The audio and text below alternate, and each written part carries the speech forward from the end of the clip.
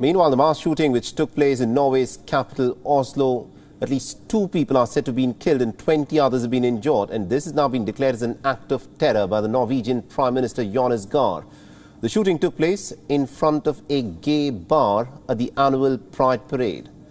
Now, the Norwegian capital was gearing up to celebrate its Pride Parade when a gunman reportedly opened fire at 3 separate locations in central Oslo. He was arrested within 5 minutes of a shooting spree by the police officials. The investigators have identified him as a 42-year-old Norwegian man of Iranian descent. We won't disappear. We're here. We're queer. We won't disappear. We're here. We're queer. We're here. We're here.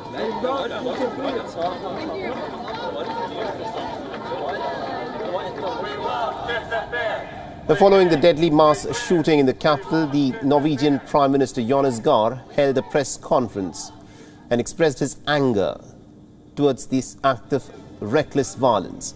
The Prime Minister stated that it is a very dark day in Oslo since the country was supposed to be celebrating love. Instead, it's now filled with grief.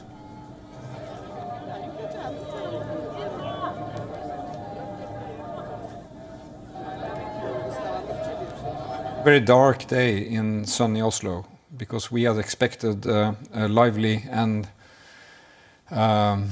enthusiastic parade through our streets of people celebrating Pride after 3 years of pandemics and other standstills. Instead, we have a dark day where terror struck Oslo this night. Everything indicates that this has been an attack by extreme Islamists. Well, the officials investigate the case. The Norwegian police service have raised the terror alert level from moderate to extraordinary. This is the highest level of threat that can be leveled in the country. Following the incident, thousands of people spontaneously gathered outside of the site of shooting, where an impromptu memorial for the victims was created when people laid flowers and also heaps of cards. Norway's Crown Prince Haakon, the Crown Princess Mette-Marit, as well as the Prime Minister himself visited the memorial site to pay their respects to the victims. The intelligence services have confirmed that the shooter has a history of violence. They even spoke with the suspect last month, although the officials did not consider him to have any violent intentions back then. He's been charged of multiple acts of crime by the police officials but has refused to be interviewed by the investigators. His lawyers have argued that he should be put under judicial observation to determine his state of mind, alleging that he is suffering from issues of mental health.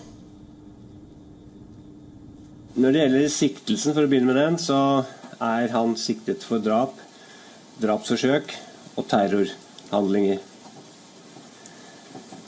Det med terror begrunnet ut fra antall skadde og drepte, antall åsteder, i alle fall 3 åsteder, og en samlet vurdering, så mener vi per nå at det i hvert fall rimelig grunn til å anta at han hadde til hensikt å skape alvorlig frykt i befolkningen. Well, the country mourns and recovers itself from the devastating incident. Organisers of the Pride March, who are expecting to organise a week-long festival, have called it off following clear recommendations from the police. The Norwegian Pride March has only been postponed and is expected to be held at a later date.